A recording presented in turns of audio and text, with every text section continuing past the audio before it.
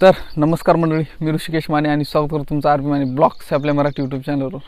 मित्रांनो, सध्या हिवाळा संपत आला आहे आणि आपण उन्हाळ्याकडे वाटचाल करत आहोत। तर हे करत असताना आपल्या शेतातील मोठ्या प्रमाणावर पिकं हे काही काढणीला आलेले असतात। तर त्याच प्रमाणात आपण कोरडवाहूमध्ये मोठ्या प्रमाणावर मराठवाड्यात किंवा आपल्या परभणी जिल्ह्यात ज्वारीची लागवड करतो। ज्वारीची लागवड करून आता आपण त्याची उन्हाळ्यात काढणी करत असतो। तर आज त्याच निमित्त हा ब्लॉग शूट करतोय मित्रांनो। व्हिडिओ शेवटपर्यंत बघा, कारण व्हिडिओ खूप चांगला होणार आहे। तर ज्वारीचा पूर्ण व्हिडिओ, या व्हिडिओमध्ये मी असं म्हणजे आपली ज्वारी काढायला आली का नाही, त्यात कंस कशा प्रकारे पडलेत, त्यावर पाखरांचा प्रादुर्भाव होतोय का नाही, आणि समजा ते भरलेत का नाही, हे पूर्ण आज या व्हिडिओमध्ये मी तुम्हाला दाखवणार आहे मित्रांनो। तर आपला हा हंगाम, आपण या हंगामामध्ये मोठ्या प्रमाणावर गहू, हरभरा, ज्वारी या पिकांची लागवड करत असतो। ज्यांच्याकडे पाणी मुबलक प्रमाणात आहे ते गव्हाची लागवड करते आणि कोरडवाहू शेतकरी मोठ्या प्रमाणावर ज्वारीची लागवड करतात। तर आपण आता हे पूर्ण जे मागं दिसते माझ्या, ही ज्वारीची लागवड केलेली आहे मित्रांनो। म्हणजे आपण यात ज्वारी पेरली होती, ही खूप चांगल्या प्रकारे आली। आता यामध्ये काय झाले, काही दाणे भरलेत ज्वारीचे आणि काही ज्वारी ही भरली नाही। त्याचं कारण पण सांगतो। तर आता पाहूया, सकाळी समजा सकाळचे 9 वाजलेले आहेत, सकाळी 9 वाजताचा हा व्ह्यू आपल्याला इथं पाहायला मिळतोय। खूप हे पीक पाहून मनाला असं भुरळ पाडणारं इथं वातावरण असतं मित्रांनो। कारण सकाळ सकाळी इकडं पाखरं, पक्षी जे त्यांचा किलबिलाट असतो, कारण हे आपले ज्वारीचे दाणे खायला ते मोठ्या प्रमाणावर येतात सकाळी, आणि त्यामुळे त्यांचा पण किलबिलाट असतो आणि इथं वातावरण खूप रमणीय वातावरण होऊन जातं आणि इथं चांगलं आपल्याला असं एक मन मोहून टाकतं। तर हेच डौलदार पीक कसं दिसतंय ते आजच्या या व्हिडिओमध्ये तुम्हाला दाखवतोय। व्हिडिओ शेवटपर्यंत बघा आणि आवडल्यास लाईक करायला विसरू नका। तर पाहूया की कशा प्रकारे आपली ते ज्वारीचे कंस आलेत, ते कसे भरतात आणि त्याचा रिझल्ट काय आहे। आणि त्यात 2 व्हरायट्या झाल्यात, काही कंस भरलेत आणि काही नाही भरले। त्याचं कारण काय ते पण या व्हिडिओमध्ये मी सांगतोय, पाहूया चला। आता हे पाहूया आपण। आता हे समोर जी पूर्ण ज्वारी दिसते, यात कंस बघा कसे पडलेत। आता हे बघा,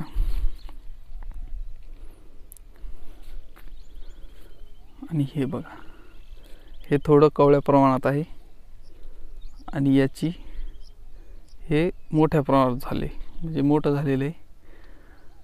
या आता हे जे दिसते तुम्हाला, हे काय होतं, हे त्याच्यातलं मधलं बाहेर पडलेलं, कंसातून बाहेर पडलेलं असतं आणि आता यात ज्वारी तयार होते। हे बघा, खूप कवळ्या प्रमाणात ज्वारी इथं तयार व्हायली। आणि आता एक कणीस दाखवतो तुम्हाला बघा। आता हे बघा, खूप चिकटपणा यात तयार होतो मित्रांनो। कारण काय होतं, याच्यावर काही किडे वगैरे बसण्यासाठी बसतात, म्हणजे किडे बसू नये किंवा किडा बसला तरी तो लगेच जाग्यावर चिटकून मरून जातो या चिकटपणामुळे। बघा कसं डौलदार, इथं डौलदार म्हणजे खूप भरीव। आता माझा हात पण पुरत नाही इतक्या वर उंच ते गेले। आता हे इतकं समजा यात ज्वारी तयार झाली आणि काही कंस असे आहेत की त्यात ज्वारी तयार झाली नाही। त्याचं कारण असं आहे की आपल्या इकडं खूप मोठ्या प्रमाणावर पाऊस पडला। ज्वारी पेरल्याच्या नंतर काही दिवसातच ज्वारी निघाली आणि काही ज्वारी ही आपली निघाली नव्हती। त्याच्यानंतर खूप मोठ्या प्रमाणावर पाऊस पडला आणि पाऊस पडल्यामुळं जमिनीत ओलावा तयार झाला आणि पुन्हा मागून ज्वारी निघाली। त्यामुळं जी मागून ज्वारी निघाली का, ती अशी आहे, म्हणजे तिच्यात अजून काहीही समजा नेमकीच क्रिया तयार व्हायल्यात की जे त्यातलं जे फळ तयार व्हायले, आणि ही जी आहे ती अगोदर निघालेली। समजा याच्यात पूर्णपणे ही ज्वारी निघालेली, ही आता ही भरीव झाली आणि ही आता काय होते, समजा गच्च होते, संपूर्ण भरली ना, त्यात ती पकते. तर बघू शकतो किती चांगल्या प्रकारे कंस तयार झाले हे.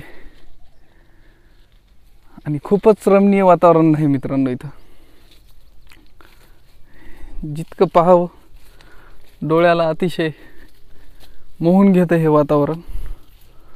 कारण शेतीत मन हे रमतच असतं आणि शेतीत कष्ट केले की कष्टाला फळे मिळतच. बघा खूप चांगल्या प्रकारचं इथं असं दिसून येतं की ज्वारी अशी लखाटून गेली. बघा खालचं हे इकडं पण आहे. व्हिडिओ कसा वाटतं एकदा कमेंटमध्ये नक्की कळवत जा. हे बघा अजून हिरवी आहे. हिच्यातले जे दाणे आहेत ते पूर्णपणे पकले नाहीत. आता हे काही याच्यातले पकलेत, हे अजून तयार व्हायचं राहिले. त्याच्यात जे दाणा असतो, जे पीक असतं ते तयार व्हायचं राहिले.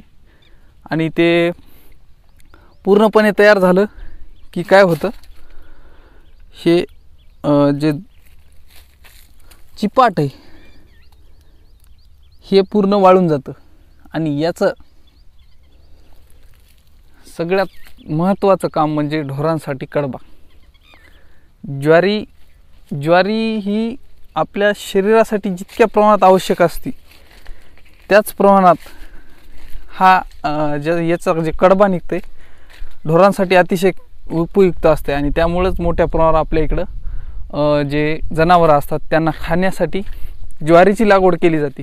शेतकरी काय करतो, एक वेळेस स्वतःला ज्वारी कमी प्रमाणात तयार झाली तरी काही नाही, परंतु त्याच्यातून कडबा निघणं हा मोठा उद्देश असतो. आणि त्यामुळेच आपण ज्वारीची लागवड केली होती. त्यात ज्वारी येईल का नाही त्याची शक्यता कमी होती, कारण जी आपली जमीन दिसते यात अगोदर आपण सोयाबीनची लागवड केली होती. हे बघा आता हे सोयाबीन दिसते. सोयाबीन पावसाळ्यापेक्षा चांगलं इथं दिसायले, कारण त्याला शेंगा पण आल्यात पाणी नसून. एकच पावसाच्या पाण्यानं त्याला हे बघा शेंगा आल्यात. तर काय झालं होतं, आपण सोयाबीन थोडं लेट काढलं, त्यामुळं सगळी जमीन आपली कोरडी पडली होती. कारण ही टेकडीवर असल्यामुळं त्यातलं पाणी लगेच ओसरून जातं. त्यामुळे काही प्रमाणात ज्वारी निघाली होती, परंतु पाऊस पडल्यामुळं पूर्णपणे निघून तिला एक ताकद तयार झाली आणि सगळी जी मागची पण निघून त्याच्यात आता हे पीक तयार व्हायले. तर खूप चांगला कडबा पण आपल्याला मिळणार आहे. तर हा रिझल्ट आहे मित्रांनो पूर्ण ह्या काठाचं. तिथून ते तिकडं जे लिंबाचं ते वरचं झाड दिसते का तिथपर्यंत पूर्ण ज्वारी आहे. यात पिवळी ही तिखी पण निघाली. हिला पाणी नसल्यामुळे जास्त हिच्यात जास्त हे नाही, परंतु ही चांगल्या प्रकारे इथं पाहायला मिळते आपल्याला. हे बघा तिखी, यात तिखी तयार होते. तिख्यात म्हणजे मोहऱ्या याच्यात तयार होतात. मोहऱ्यांचं पण इथं खूप मस्त पाहायला मिळते. फुलं पिवळे. तर कसा वाटला व्हिडिओ आणि ज्वारीचा कसा व्ह्यू वाटला, पूर्ण व्ह्यू दाखवण्याचं इच्छा जागृत झाली, त्यामुळे एक व्हिडिओ केला मित्रांनो. कारण खूप दिवस झाले व्हिडिओ केला नव्हता. आणि ज्वारीत आल्याबरोबर मनाला अतिशय चांगलं प्रसन्न वातावरण वाटलं आणि तुम्हाला दाखवावीशी वाटली, त्यामुळे व्हिडिओ केला. व्हिडिओ कसा वाटला कमेंटमध्ये नक्की कळवा. आवडला असेल तर लाईक करा आणि अजूनही चॅनलला सबस्क्राईब केलं नसेल तर सबस्क्राईब करून घ्या. आणि तुमच्या प्रतिक्रिया किंवा तुम्हाला काही नवीन समजा सांगायचं असेल तर ते कमेंट बॉक्समध्ये नक्की सांगत जा.